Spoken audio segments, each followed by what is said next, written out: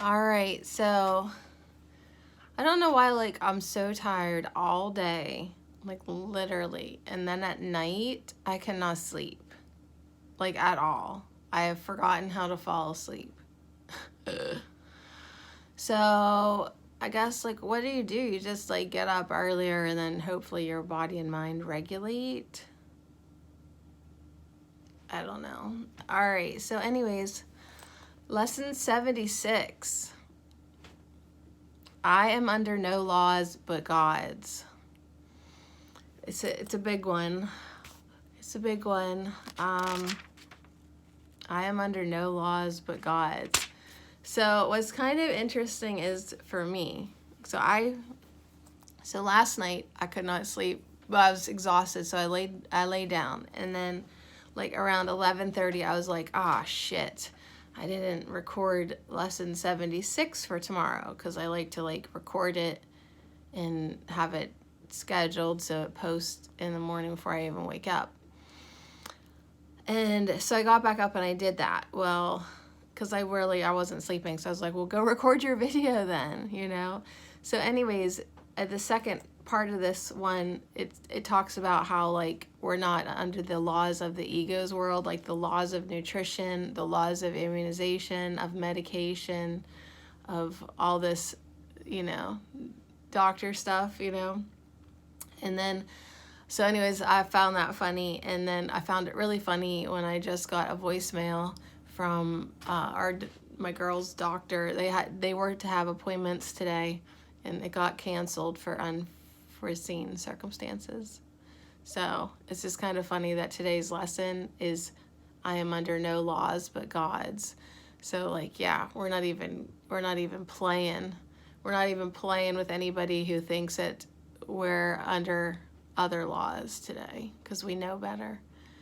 Oh my God, I'm tired. All right, so I'll take it as a blessing. I'll take it as a win, even though I was going to go look for shirts. Hey, speaking of shirts, here's my Bath and Body Works gift bag. It's actually a dress. But anyways. Okay, here comes the school bus. Don't worry, we're almost ready, you guys. All right, maybe I should look this way. All right. Ready? Lesson 76. I am under no laws but God's. It's kind of, this is so long, I kind of want to quit, like, reading them in the morning. I might have to quit reading them in the morning. I do not know how I'm going to take on more in my schedule. I'll just be honest. Spirit, I don't know how I'm going to do it.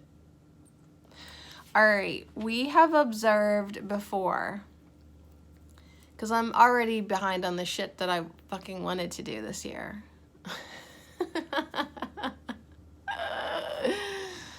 Who cares? We have observed before how many senseless things have seemed to you to be salvation. Each has imprisoned you with laws as senseless as itself. You are not bound by them. Yet to understand that this is so, you must first realize salvation lies not there. While you would seek for it in things that have no meaning, you bind yourself to laws that make no sense. Thus do you seek to prove salvation is where it is not. Today, we will be glad you cannot prove it. For if you could, you would forever seek salvation where it is not and never find it. The idea for today tells you once again how simple is salvation. Look for it where it waits for you, and there it will be found. Look nowhere else, for it is nowhere else. Yeah, it's like looking for love in all the wrong places. This is awful. Why would I think this? Okay, one time on the internet, I saw a picture. It was like an Abraham Hicks fun group on Facebook. This was like years ago, and I'm sorry that I have this memory still alive in my head. But there was a picture of, they would always post a picture, and then like you're supposed to say something Abraham Hicksy about it. And it was a large picture of a large obese woman, and it was behind her, and she was like looking for her dog, but her dog was stuck in her butt crack. I know. Like outside of her dress, you know what I mean? And she was like looking for it, and we were supposed to caption the photo, and like I just said, looking for love in all the wrong places. And people thought it was hilarious, but what a fucked up picture. Like, and the fact that I still have it retained in my memory is even more messed up for me. I mean, that probably happens a lot to me with my phone. I set on my phone, I don't even feel it there. So she was looking for her little dog, but her dog was stuck in her butt crack. What? Like, all right. Are you sure you want to hang out with me? Think of the freedom. Think of the freedom and the recognition that you are not bound by all the strange and twisted laws you have set up to save you. You really think that you would starve unless you have stacks of green paper strips and piles of metal discs. You really think a small round pellet or some fluid pushed into your veins through a sharpened needle will ward off disease and death. You really think you are alone unless another body is with you. Why doesn't Jesus just then say, you dumbass?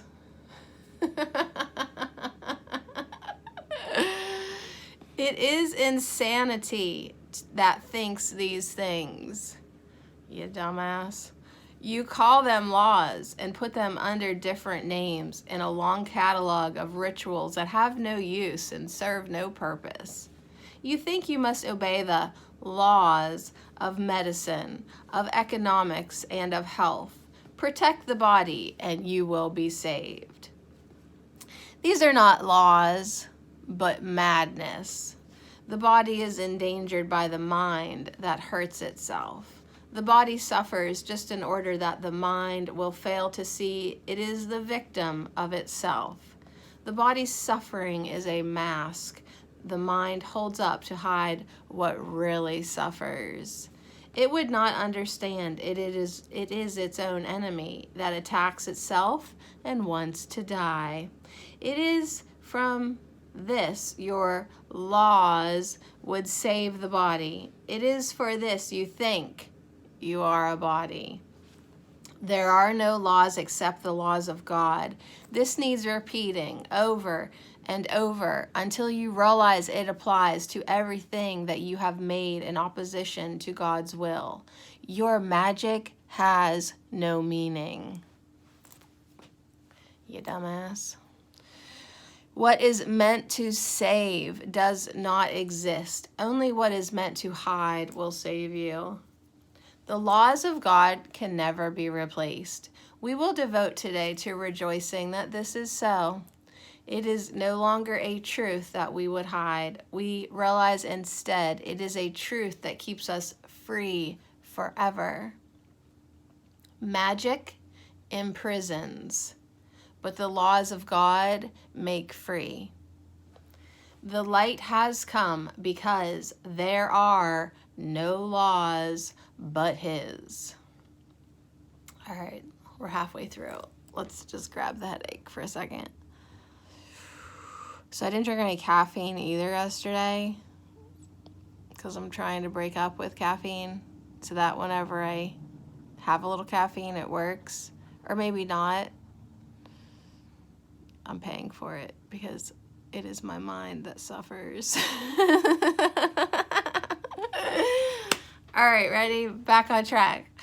We will begin the longer practice periods today with a short review of the different kind of laws. There's quotes there. Laws we have believed we must obey. These would include, for example, the laws of nutrition, of immunization, of medication, and of the body's protection in innumerable ways. I'm hungry. Think further. You believe in the laws of friendship, of good relationships, and reciprocity. Boy, that word really screws me up. Reciprocity. Perhaps you even think that there are laws which set forth what is God's and what is yours. Many religions have been based on this. They would not save but damn in heaven's name. Yet they are no more strange than other laws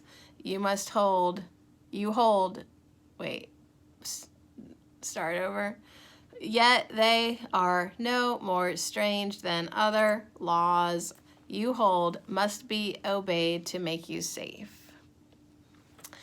So, there are no laws but God's. Dismiss all foolish magical beliefs today and hold your mind in silent readiness to hear the voice that speaks the truth to you. You will be listening to one who says, there is no loss under the laws of God.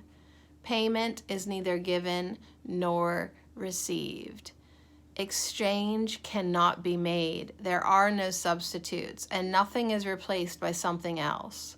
God's laws forever give and never take. Hear him who tells you this and realize how foolish are the laws you thought upheld the world you thought you saw. Then listen further. He will tell you more about the love your Father has for you, about the endless joy he offers you, about his yearning for his only Son, created as his channel for creation, denied to him by his belief in hell. Let us today open God's channels to him and let his will extend through us to him. Thus is creation endlessly increased. His voice will speak of this to us as well as of the joys of heaven, which his laws keep limitless forever. We will repeat today's idea until we have listened and understood there are no laws but God's. Then we will tell ourselves as a dedication with which the practice period concludes. I am under no laws but God's. We will repeat this dedication as often as possible today. Don't you just want to say it while giving like double birds? I am under no laws but God's. And then, due to unforeseen circumstances, I don't have to take my girls to the doctor, even though I kind of did have a question, but not really. But I was going to go ask. But apparently today, I'm under no laws but God's. So we're going to repeat this dedication as often as possible today, at least 4 or 5 times an hour. That's all fucking day. As well as in response to any temptation to experience ourselves as subject to other laws throughout the day. Anytime another law comes up, why don't you try telling your mind, I am under no laws but God's, just to see what happens. It is our statement of freedom from all danger and all tyranny. It is our acknowledgement that God is our Father and that his Son is saved. I'm just saying, get your birds ready. Lesson 76. I am under no laws but God's.